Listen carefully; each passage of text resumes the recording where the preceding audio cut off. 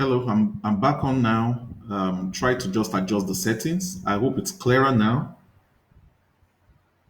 If you can see me, please can you indicate if you can see the slides? If you're here and you can see the slides.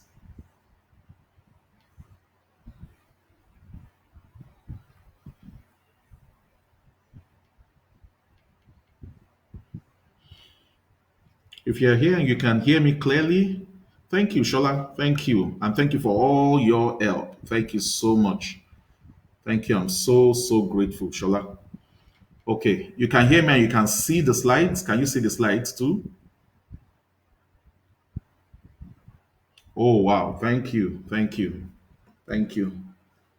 Thank you so much, Shola. I really appreciate your teaching me how to navigate this. Thank you so much. Thank you. I owe you a lot. So we'll just wait for a few more people to come online and then we're going to start maybe in the next 5 minutes because we're behind our schedule now. So in the next 5 minutes, we're going to start. We're going to be talking about getting ready for the job market post COVID 19. What are the things that we need to do? What are the things that we need to watch out for? I'll be sharing some tips on employability, sharing some tips on how to get yourself ready for the market, how to ensure that you stay relevant.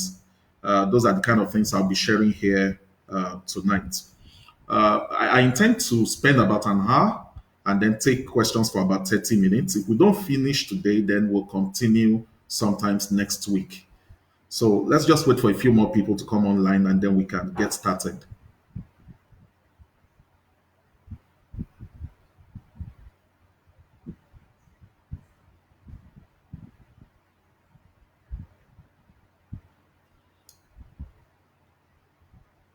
So waiting for a few more people to come online and then we'll get started.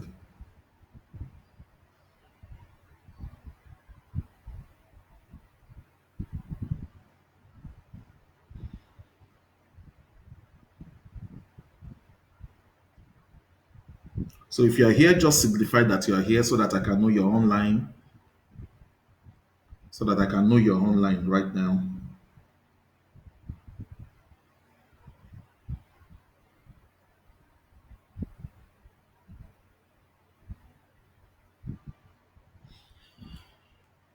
So tonight I'll be discussing the future of work, discussing tips on how to handle office politics, factors that can help you maximize your employability, and I'll be giving general tips for career development. Of course, if you're looking for a job, also, there are certain things also that I'll be sharing, and I believe that the information will be very good for you. Okay, so just waiting for a few more people to come online, and then we will be ready. We'll be ready. Okay, we'll be ready. Thank you, Michael Ogenyi Ogaku. Thank you. Thank you. So if you are present, please just indicate that you're here and then we'll get started. And then we can get started.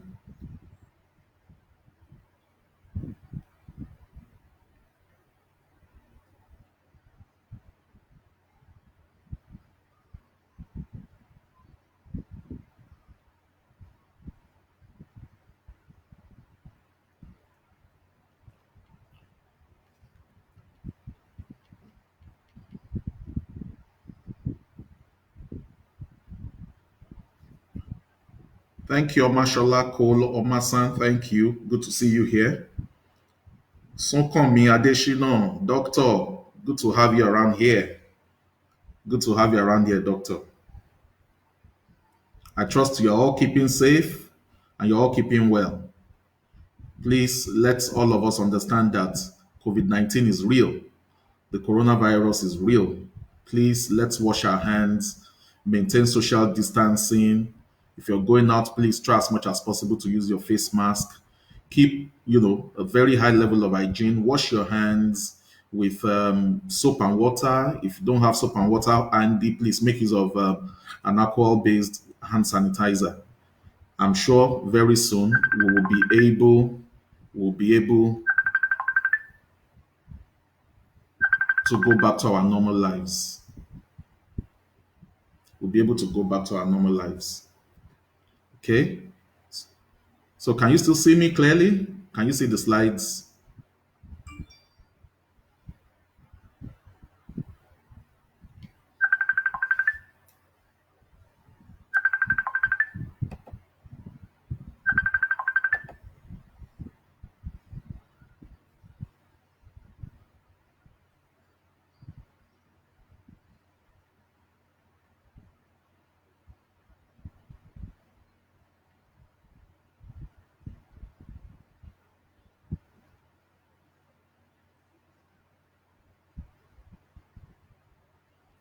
So if you're here, can you just indicate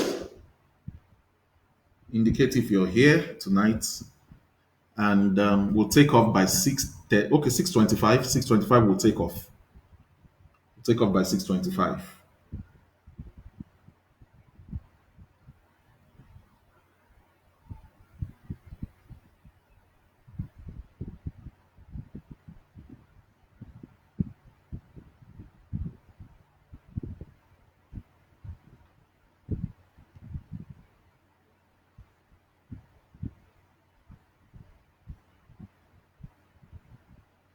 We'll take off by 6:25.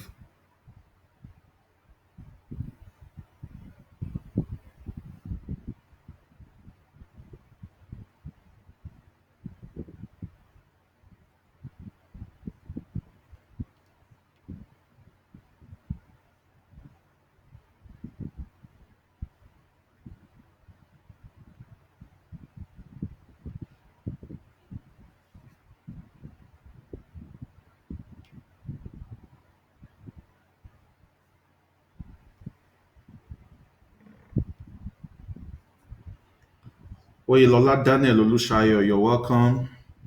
Thank you for joining us tonight. Thank you for joining us tonight. Okay, in the next 1 minute, we'll just start. We'll just start in the next 1 minute.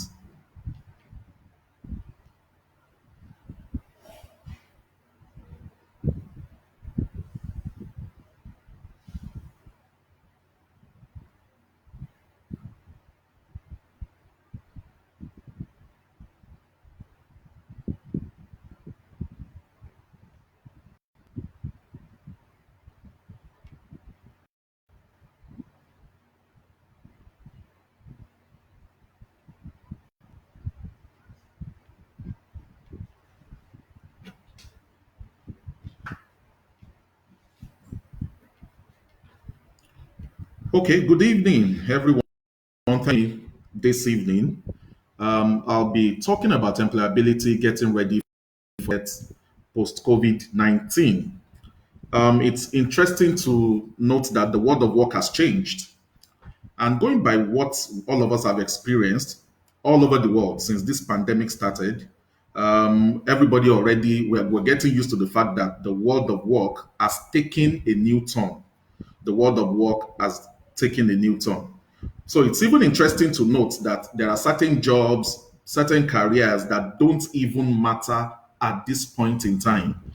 There are certain jobs or careers that don't even matter at this point in time. So this should get us thinking. It should get us to do some kind of introspection.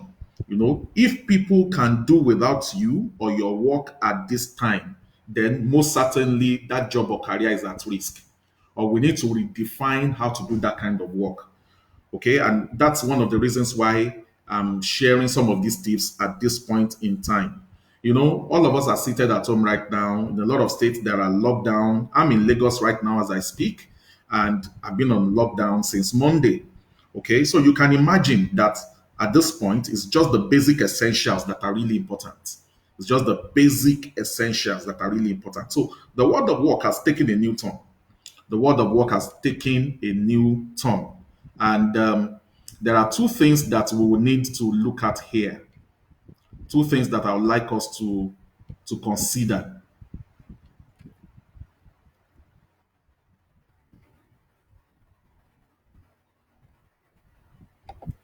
Two things that it will be good for us to consider. And that's the fact that number one, it will now be about skills.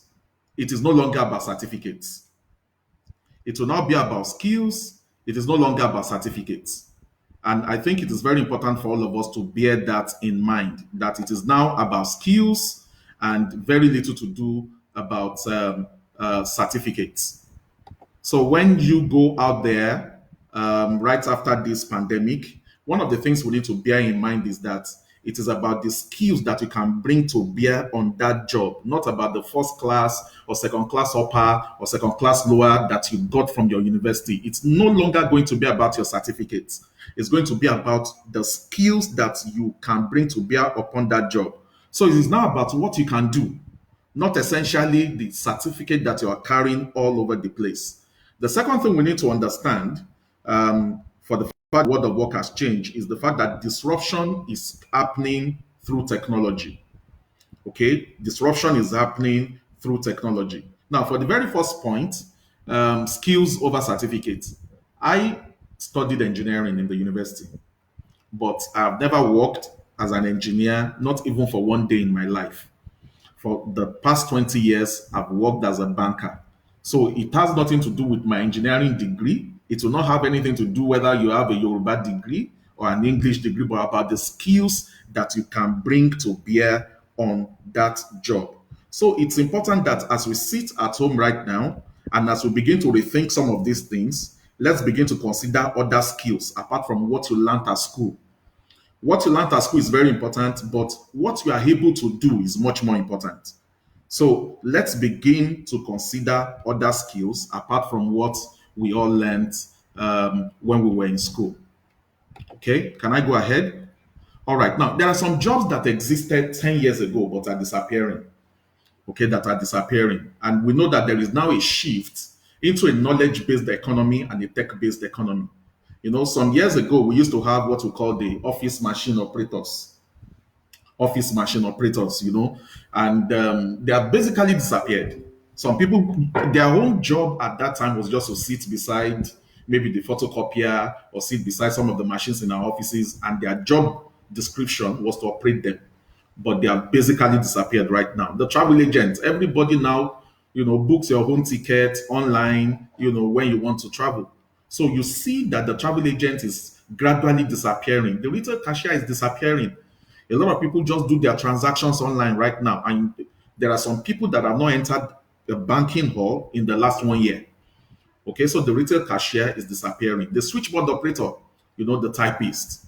I remember when I was growing up, there was a place in Ibadan, Agodi Gate. If anybody wants to type any document, you just go there and you see a row of typists, maybe about 20 people always seated in that corner, and then they are always typing for you, but they've disappeared. Post office clerks have disappeared. File clerks are gone. Computer operators are gone. Okay, and there are so many jobs that existed 10 years ago but are disappearing.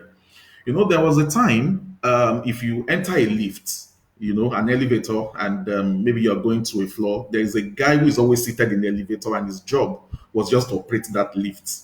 That was his job. He will just press, he will ask you, which floor are you going? You tell him, and then he just presses the floor, it takes you up, and then it comes down again. And that is what it does in a day. But we don't have such again.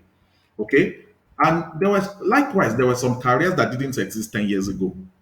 There was nothing like cloud computing 10 years ago, nothing like cyber security. There was nothing like app developer. It wasn't common. There was even nothing like Uber at that time. Oh, of course, blogging wasn't something that was common at that time. We didn't have all these e-commerce experts. There were no call center agents. There were no web analysts. There were no social media managers, and there were no data scientists at that time. So there were also some careers that didn't exist 10 years ago that now exist. So of course, some jobs are being phased out, but at the same time, there are some new opportunities that are being created. So my clarion call tonight is to get all of us thinking, to see whether you are secured in what you are doing or whether you can begin to retrain, whether you can begin to relearn certain things, whether you can begin to upskill so that you can become relevant for the new phase of the future of work that we're about to get into. Now, for starters, there are some questions, 5 questions I would like us to consider for starters. Number one, how will your job be different post COVID 19? How will your job be different post COVID 19? Or how will it be different 5 or 10 years from now?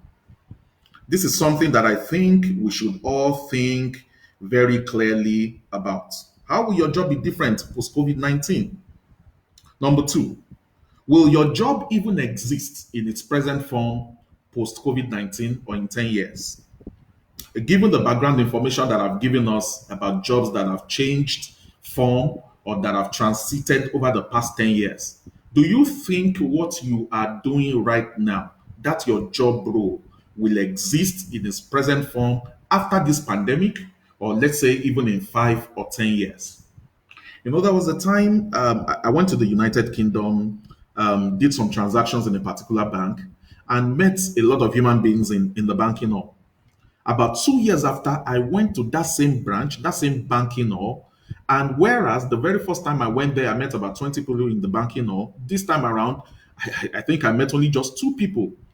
The other space where I saw human beings doing their work, I saw different machines that replaced them. I didn't need to speak to any human being before I could carry out my transaction. So you need to be able to ask yourself, will your job exist in its present form after this pandemic? Number three, what will happen to the company and the industry that you work for? What will happen to the company and the industry that you work for? Is it still going to be relevant after this pandemic? Is it going to be relevant in the next 5 years? Is it going to be here in the next 10 years? There are a lot of companies that have disappeared in the last 20 years, essentially because they were not able to adapt to the times and they had to go out of relevance. They had to shut down, they disappeared. So, what will happen to the company and the industry that you work for?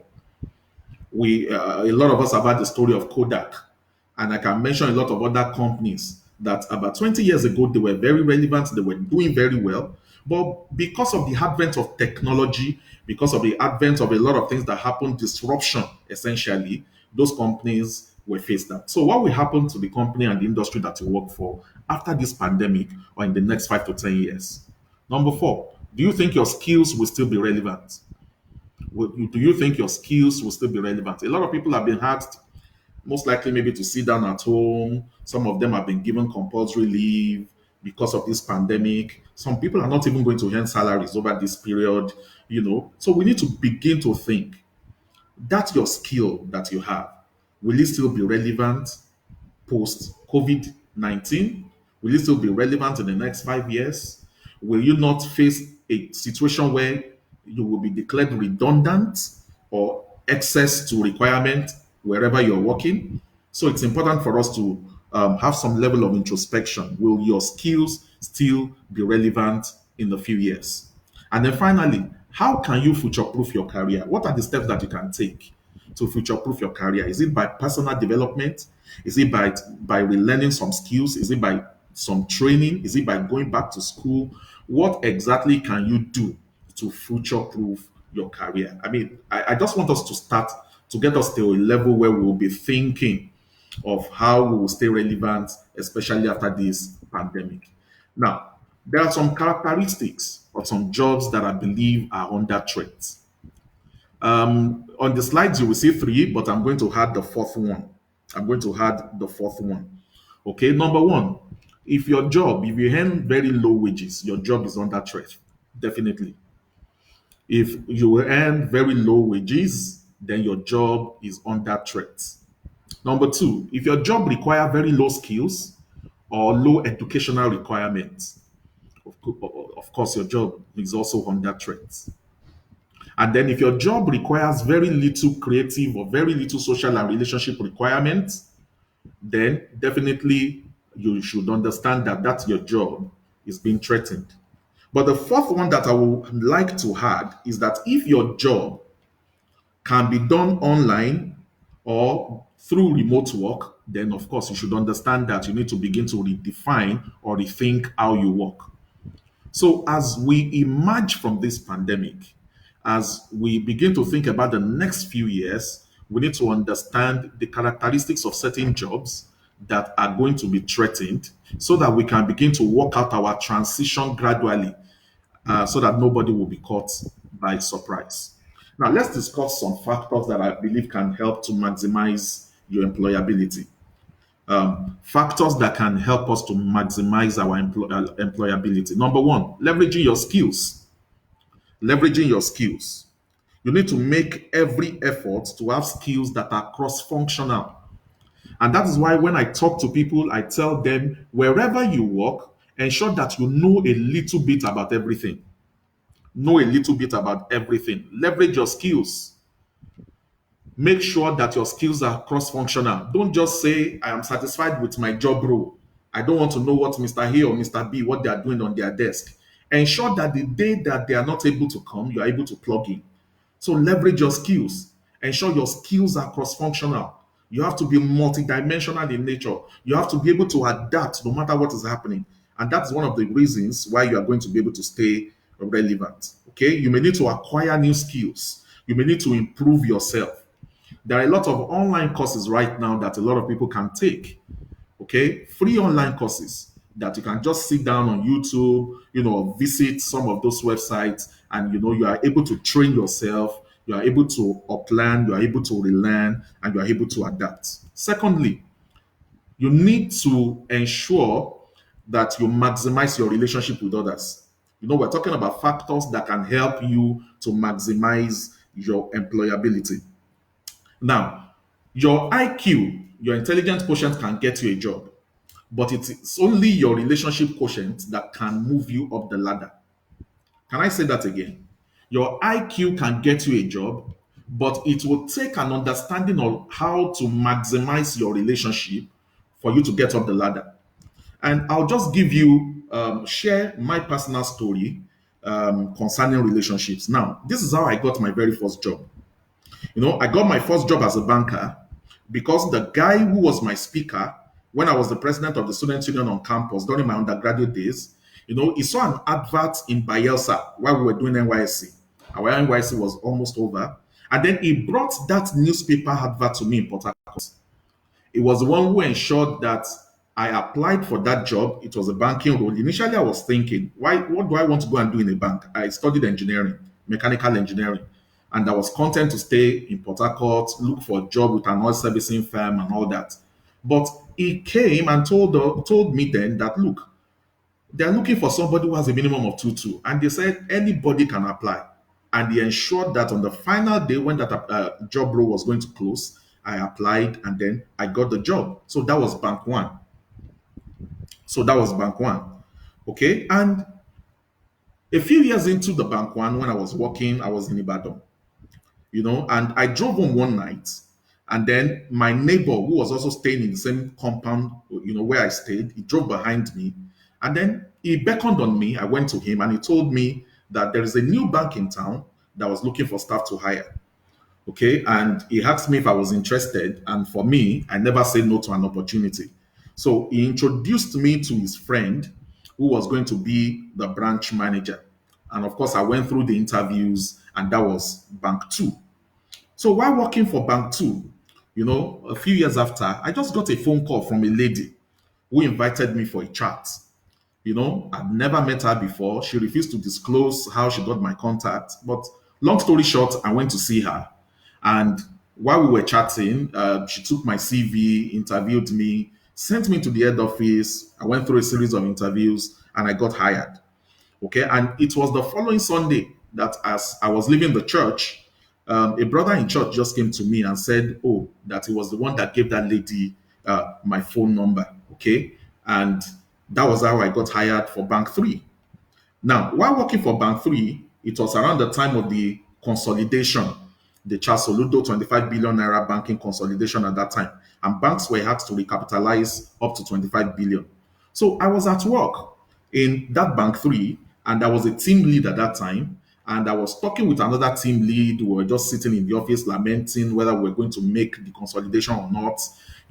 There was this fear in the industry that a lot of people were going to lose their jobs, and so we were lamenting. And then all of a sudden, he just took out his own call card and said, oh, Bayo, let me give you these notes. Maybe you take it to the former bank where he came from, to go and see his former branch manager, and perhaps he will be able to have a chat with me. And it was just a bank down the street. So I took his call card and then I went there. Long story short, the man took my CV and he said, "Oh, I like you. I'd like to have a chat with you." He had an interview with me, opened my file, and then took me to the second person who was going to interview me. And incidentally, that second person, the first question he asked me was, "Which secondary school did you go?"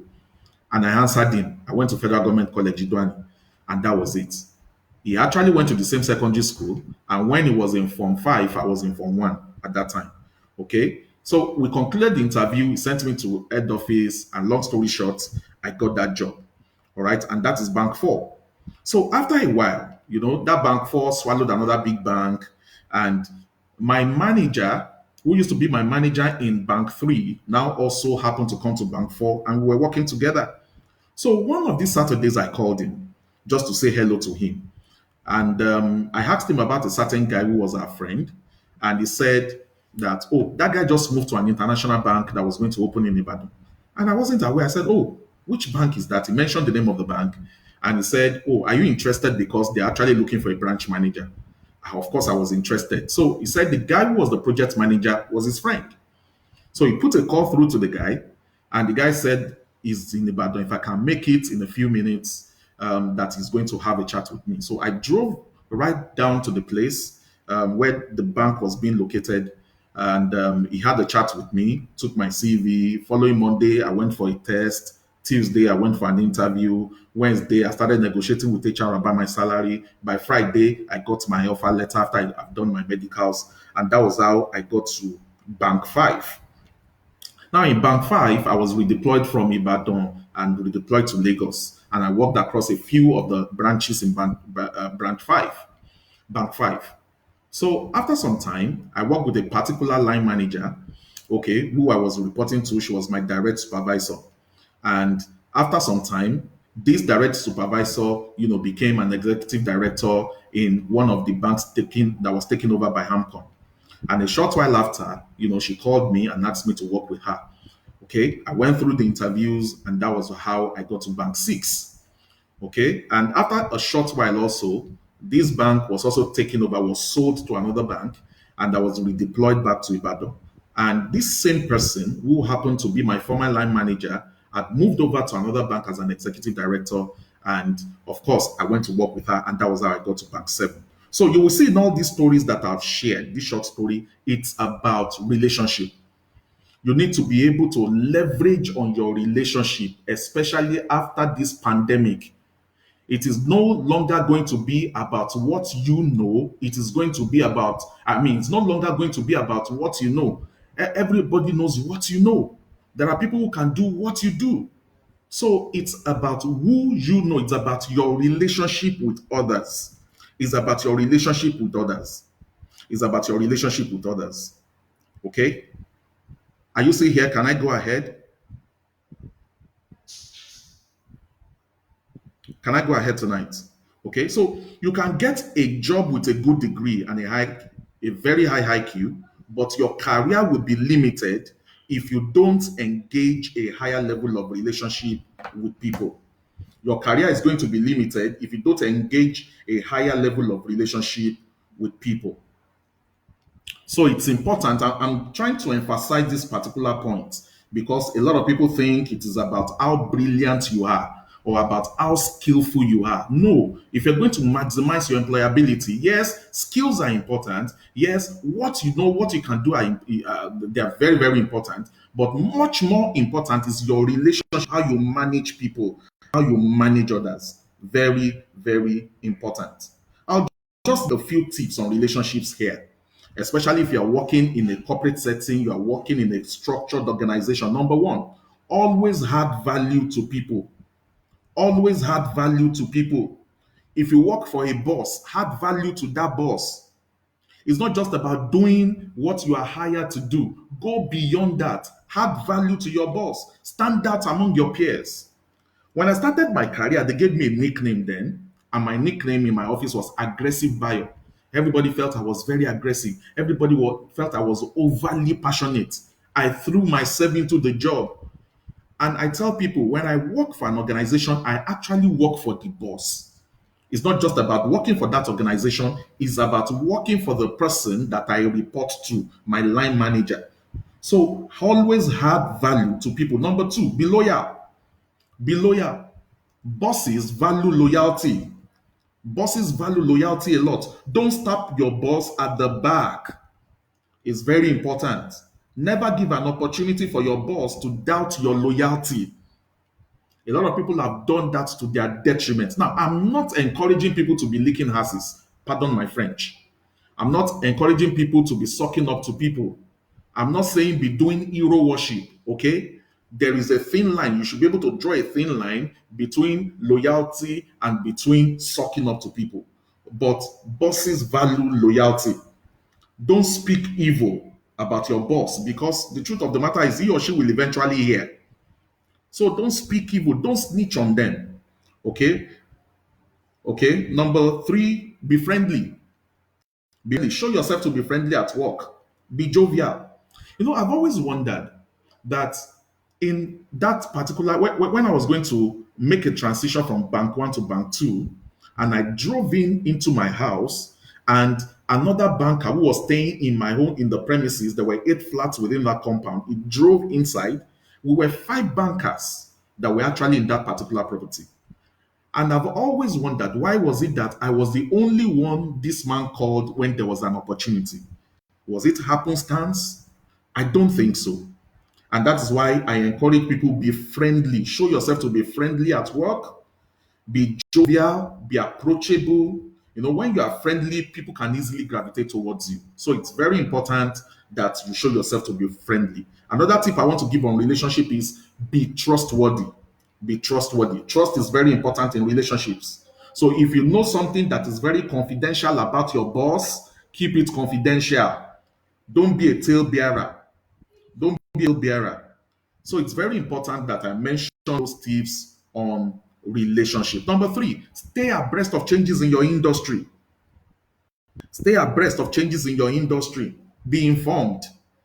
Okay, when there are new things, there are new changes, new technological developments, new information about your industry, ensure that you are current. Ensure that you are up to date because if you're not up to date, of course, very soon you are going to be irrelevant. So ensure that you are very up to date. Ensure that you are very current. Don't be outdated. Don't live in the past.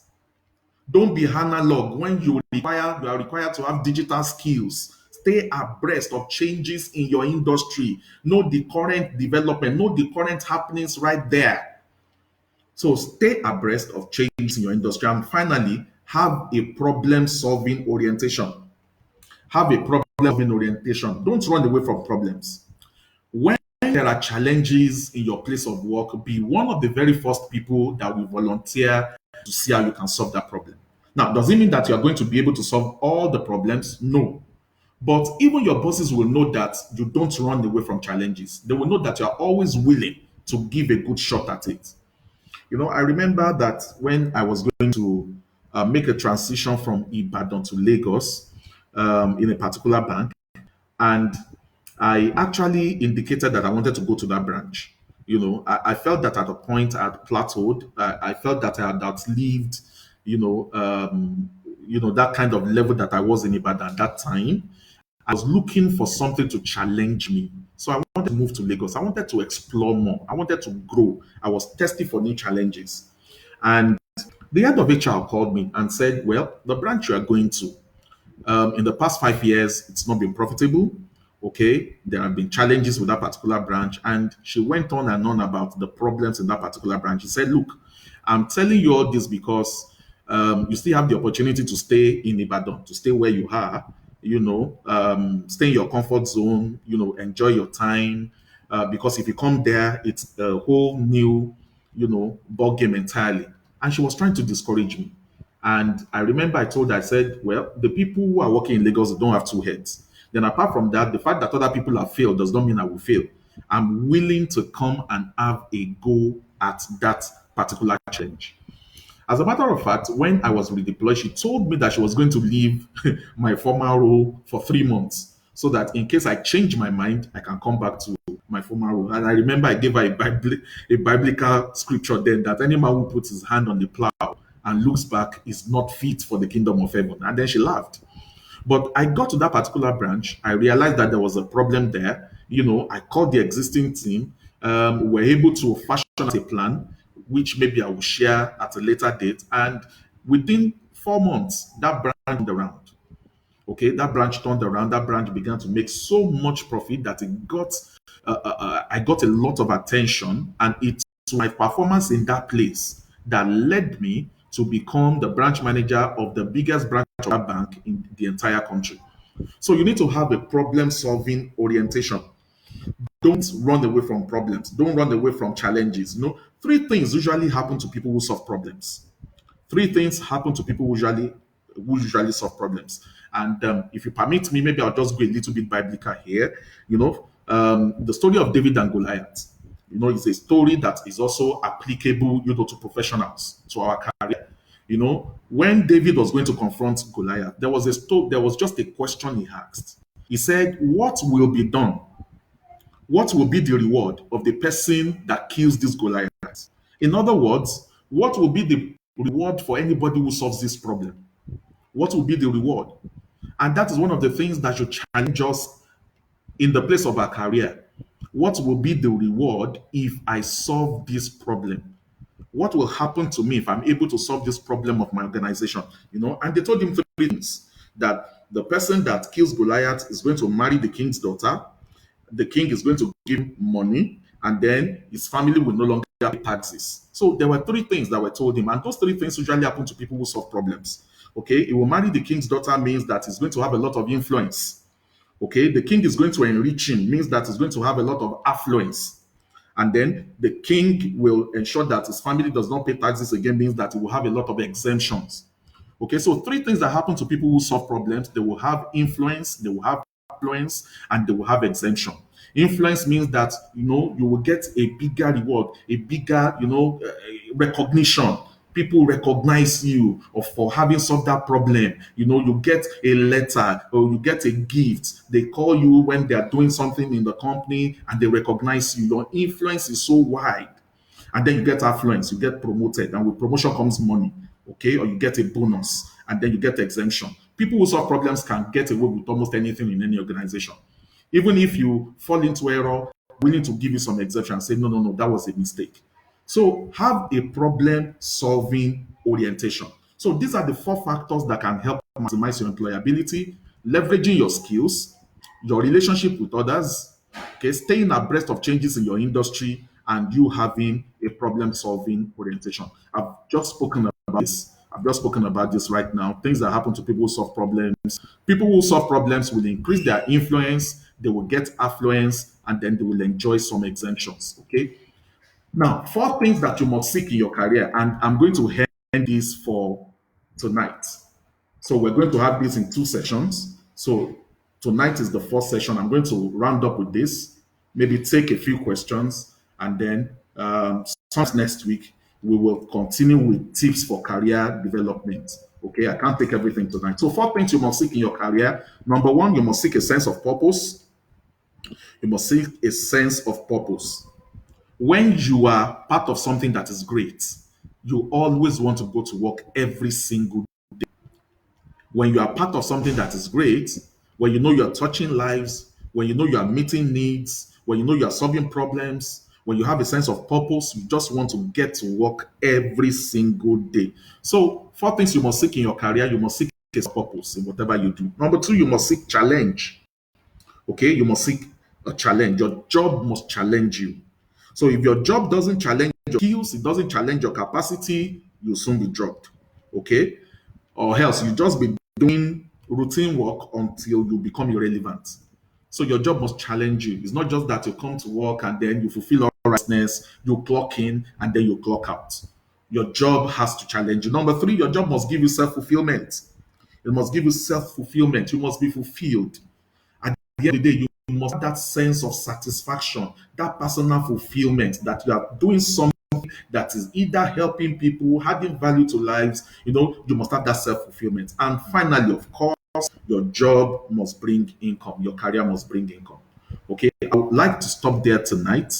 Sometimes next week, I'm going to give tips for career development. I'll be talking about a lot of these things. I'll be talking about mentorship, talking about never chasing money, finding problems and solving them, managing office politics are the things that I'm going to be talking about during the second part of this. But I'll just stop here tonight and take questions if you have questions tonight. I do hope it has been enriching tonight. I do hope it has been enriching tonight. So if you have questions, maybe we can take questions right now.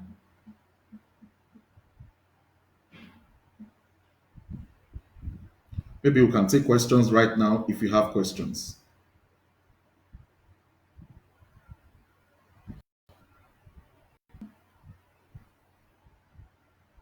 If you have questions, maybe we can take questions right now. Anybody with questions?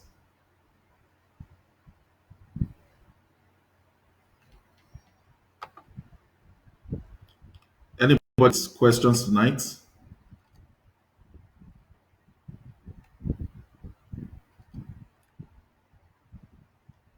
Anybody with questions tonight?